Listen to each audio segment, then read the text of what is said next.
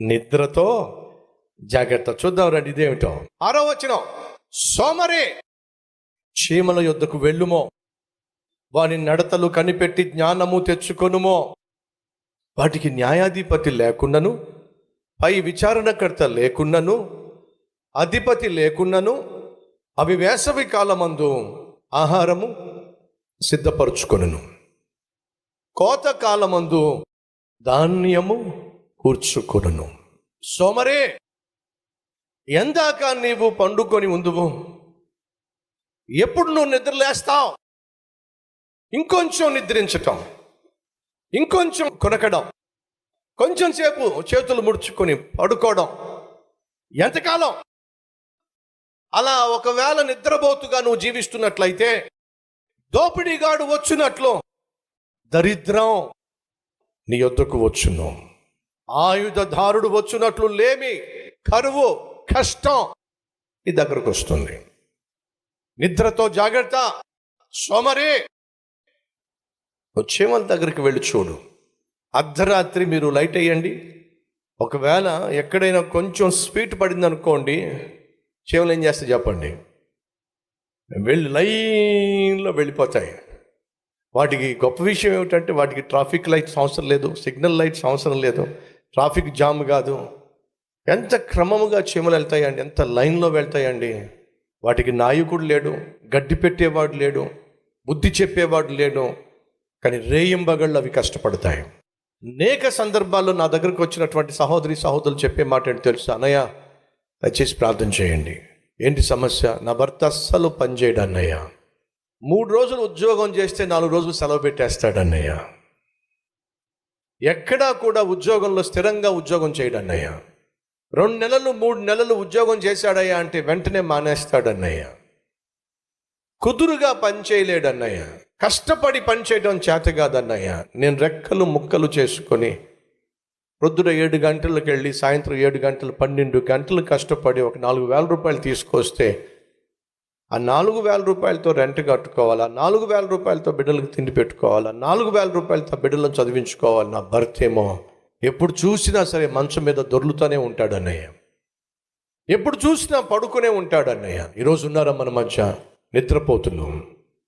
ఎప్పుడు చూసినా నిద్రే. దానికి కారణం తెలుసా? సోమరితనం, కష్టపడకపోవడం, కష్టపడడానికి ఇష్టపడకపోవడం. బైబిల్లో ఒక మాట ఉంది, ఏంటో తెలుసా?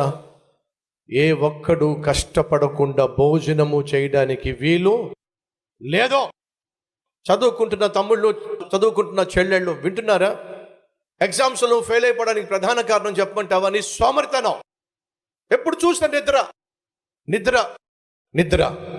నిద్రపోతులు బాగా చదువుకోవడం, నిద్రపోతులు చక్కగా ఉద్యోగం చేయటం, నిద్రపోతులు చక్కగా కుటుంబాన్ని కట్టుకోవడం, నిద్రపోతులు చక్కగా సేవ చేయడం ఇప్పటి వరకు భూమి మీద ఎక్కడా కూడా సాధ్యము కాలా. పెళ్లి చేసుకున్నావు కానీ కష్టపడి పనిచేయటల్లా. పెళ్లి చేసుకున్నావు కానీ నీకంటూ ఇల్లాలిగా ఒక పేరుంది కానీ ప్రొద్దుటే లేచి నీ ఇల్లు చక్కబెట్టుకోవడం నీకు చేత కాదు. ఏ ఇల్లాలైతే ప్రొద్దుటే లేవదో, ఏ పురుషుడైతే భర్త అయితే ప్రొద్దుటే లేవడో, వాళ్ళు ఆ ఇంటికి పట్టినటువంటి దరిద్రం, శాపం బైబిల్ సెలవిస్తుంది. ఇంకొంచెం సేపు నిద్రపోతాను, ఇంకొంచెం సేపు కాలు చేతులు ముడుచుకుంటాను, ఇంకొంచెం సేపు, నీ ఇంటికి దోపిడిగాడు వచ్చినట్టు దరిద్రం వస్తుంది. ఈరోజు అనేక కుటుంబాల్లో దరిద్రమే తాండమాడుతూ ఉంది. అన్నీ అడుగంటిపోయిన స్థితి. ఇంట్లో ఉన్నటువంటి గిన్నెలు అడుగంటిపోయినాయి, బ్యాంక్ బ్యాలెన్స్ అడుగంటిపోయింది, సుఖము సౌఖ్యము సమాధానము సంతోషము నీ ఇంట్లో అడుగంటిపోయినాయి. కరువు కరువు, ఆర్థికంగా కరువు, ఆరోగ్యం కరువు, సుఖము సౌఖ్యము సంతోషము కరువు, ప్రేమ అనురాగము ఆప్యాయత కరువు. కారణం తెలుసా? దరిద్రం. కారణం తెలుసా? సోమరితనం. 5 గంటలు లేవాల్సిన నీవు 5 గంటలకు లేవకుండా 7 గంటలకు లేస్తున్నావు అనుకుందాం. ఎన్ని గంటలు? 5 గంటలకు లేవాల్సిన నీవు 7 గంటలకు లేస్తున్నావు అనుకుందాం. దాని ఖరీదు ఎంతో తెలుసా మీకు? 24 గంటల్లో 2 గంటలు అదనంగా పడుకుంటున్నావు. 5 గంటలకు లేవాల్సిన నీవు 7 గంటలకు లేస్తున్నావు అంటే 2 అవర్స్ అదనంగా పడుకుంటున్నావు. అంటే ఇంచుమించు రోజులో 10%. ఎంత? సులభంగా మీకు అర్థం చేసుకోవాలని చెప్తున్నానే. రోజులో 10% నువ్వు ఎక్స్ట్రా నిద్రపోతున్నావు, రైట్? అనుకుందాం నువ్వు ఒకవేళ 80 సంవత్సరాలు బ్రతుకుతావు అనుకుందాం. ఎన్ని సంవత్సరాలు? 80 సంవత్సరాలు బ్రతుకుదాం అనుకుందాం. 80 సంవత్సరాలు 10% ఎంతో చెప్పండి. 80 సంవత్సరాలు 10% ఎంతండి? 8 సంవత్సరాలు.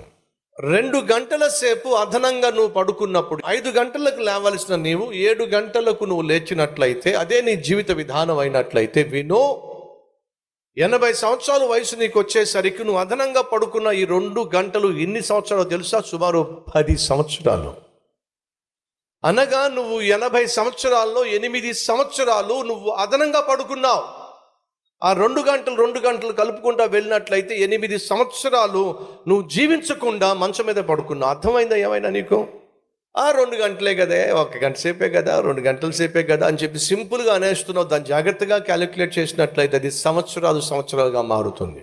దయచేసి గమనించండి. ఈరోజు దేవుడు, మనలో కొంతమంది సోమరులు ఉన్నారు. నీ సోమరితనం వల్లే నీ కుటుంబం కూలిపోతుంది. నీ సోమరితనం వల్లే సహోదరి నీ కుటుంబం కూలిపోతుంది. ఎప్పుడు చూసినా పడుకోవడం, ఎప్పుడు చూసినా తినడం, ఎప్పుడు చూసినా సరే సోమరితనంతో మంచం మీద దొర్లడం అసలు మంచిది కాదు.